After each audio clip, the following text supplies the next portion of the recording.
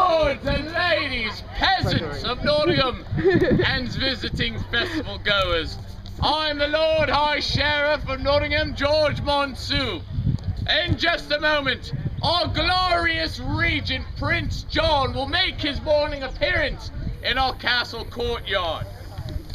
But since during these sessions it's proper to hear villagers' complaints, I have been asked to announce that no complaints will be heard this session.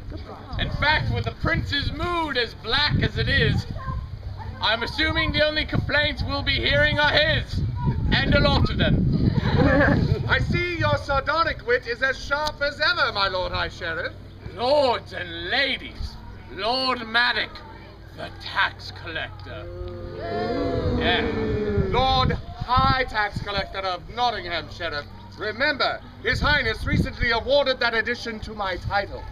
Only to enrage his mother, the Dowager Queen Eleanor, as she was all for discharging you, knowing you for the greedy, sniveling little sneak you are. Not that I'm complaining. In fact, I should thank you, as my personal fortunes have dramatically increased since you took the post, as I know yours have, however carefully you keep it hidden from the prince. Well, since we both quite plainly know one another's secret, Sheriff, I suggest that we curtail our customary rancorous banter before one of us says too much. And now, if you will excuse me, I have been asked to introduce His Highness, and his mood will be no doubt all the more savage for having been kept waiting while you conversed with the assembly. Of course. I relinquish that honor to you, my friend. My lords and ladies, your dread lord and regent of England, Prince John! Huzzah! Long live Prince John! Long live Prince John! Greetings, you wonderful people, you.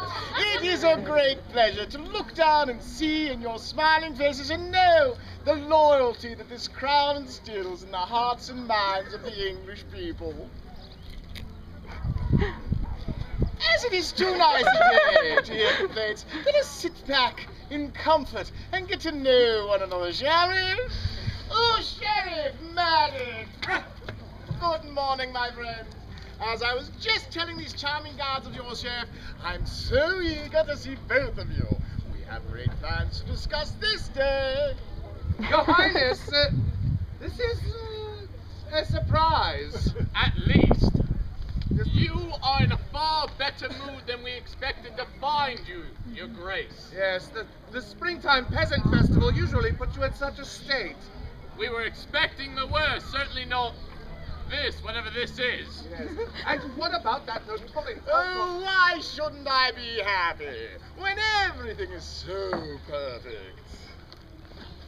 Edgar Eden, what is he talking about? I don't know, Your Honor. He's been like this all morning. Like that, I mean. You know, happy.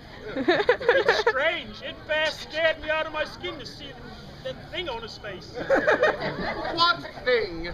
He means his smile, Maddox. Is that what you're talking about, Edom? The prince's smile?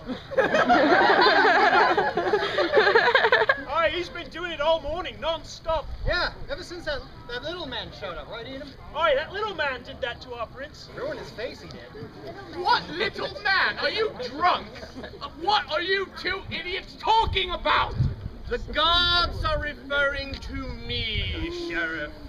I was in council with His Highness this morning. I'm not surprised you didn't know about it. Queen Eleanor will be most intrigued to hear how lax security has become at this castle. Hey.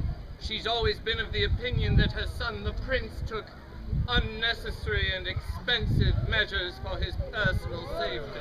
Hodge, what are you doing here, Hodge? Your Highness, what is your mother's personal secretary doing in Nottingham Castle? Oh, Mother's coming to visit today. Isn't that exciting? Your mother's coming here? Oh, yes. Well, at first, I was delighted, but now, I must admit, I'm positively giddy with excitement. You are giddy, all right. And you say she'll be here within the hour, Hodge? Aye, she sent me along in advance so that some preparation could be made for her comfort, as well as... As well as what, Hodge? Go on. Well, as well as to give you a fair chance to cover up any disgraceful and dishonest schemes you may have in the running while your meddling mother was visiting. Oh, she said that, did she? Her words, Your Highness, not mine. Don't kill the messenger. I'm not going to kill anybody, Hodge. I admire you for your honesty, as well as Mother for her wit. You may return and tell her that I welcome her to Nottingham with open arms. I will, Your Highness, if your guards will kindly show me out. Of course, Hodge. Edgar, Edom, show my mother's honoured and honourable secretary out with all courtesy and dispatch. Aye, Your Highness. And boys, stop by the royal stables on the way back and do that other thing for me, would you? Of course, Your Highness. What were we doing? What was that? All right, Your Highness, what is it? Your mother's coming into Nottingham Castle in an hour's time, and you're happy? What about that outlaw, the criminal? Why shouldn't I? Oh. I don't accept it, not for one moment. And what about him? I mean, we haven't even mentioned that. What about what, Maddie? What about my mother? Indeed. I mean, she's, well, in her own way, an admirable woman, Your Highness, but even you have said, you yourself have said that she's a bossy, interfering, self-righteous busybody who should just stay in London, twiddling her thumbs until we can pack her off into the nearest tomb. Yes, I've said that, madam. And worse. Then why all the sweetness and light, Your Grace? And why waste any of it on Hodge? That little toad was positively rude. Time was when you'd have him kick down every staircase in the castle and risk your mother's tongue lashing afterward. My mother isn't traveling alone this time. She has in her entourage Dame Isabel of Sussex, and she hopes to enter her into today's tournament as her personal knight's champion. No. You're not serious, Your Highness. Why, she's not even really a knight. No, that's not quite true, Sheriff. Gossip has it that Queen Eleanor granted her an honorary knighthood, along with her father's lands and titles, after he was thrown into prison from defending his own serfs against the, rather admittedly, harsh rules of the procurement meted out by the Sussex tax collector. Died in prison, you mean? But yes, that's right. Oh, he's dead? Well, good riddance. Imagine striking a legally appointed tax collector. I don't know, I've thought about it myself from time to time. Funny, Sheriff. Now, let us see if you are clever enough to see what happens next. I must confess, Your Highness, I am completely lost. What does Dame Isabel have to do with you and your happiness? Listen and learn, my friend.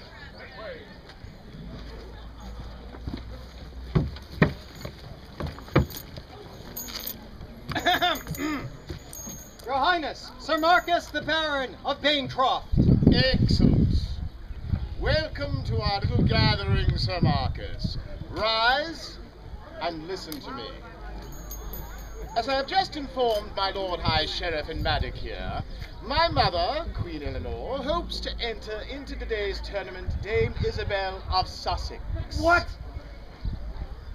Her father's ill-fated attempt to protect the serfs has struck a resonant chord with the people of Sussex. The sheriff there has reported repeated insurrections and public defiance against my laws.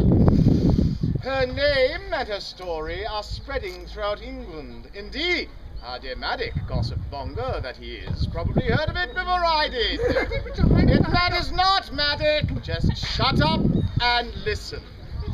My mother hopes to parlay a good showing in today's tournament into turning Dame Isabel into a national hero, a people's champion, a savior, a female you know who. I do. And even worse, She's a noble woman, a knight, one of us. My mother already dotes too much on the precious peasantry, and now she would blur the line between us and them permanently. But if she had her way, we'd all be equals. And you know what they say, when everybody is somebody, then nobody is anybody, and that I will not allow. Do you understand my dilemma here, Sir Marcus? I do, Your Highness, and I share your loathing of the poor. Good. I understand your operative Sir Trent is fighting in today's joust. Indeed, Your Highness. Good. Then tell him from me that I want this Dame Isabel crushed, not defeated, crushed. I want her humiliated at every turn. If she is to be the people's champion, I want her dragged through the mud that the people so richly deserve. Will you do that for me, Sir Marcus? With great pleasure, Your Highness. Excellent. Then go, my friend, and prepare for the tournament. Aye, Your Highness. I see it all clearly now, Your Highness, and I applaud your cleverness. Your happiness is well deserved and almost assured. I hope both of your goals turn out as you wish. Both? I see the plan to defeat Dame Isabel right enough. Is there another? I was a little bit confused about Shut up, Edom!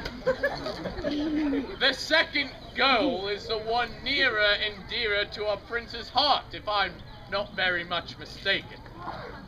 And that is? To humiliate my mother, of course! To humiliate her for her meddling once and for all! Mark my words, gentlemen, when Dame Isabel hits the mud, it'll be my mother who feels the splash. And that will be rich, so very rich! And that is why His Highness is so happy. Actually, seeing him in this mood brings some joy to me, in fact. I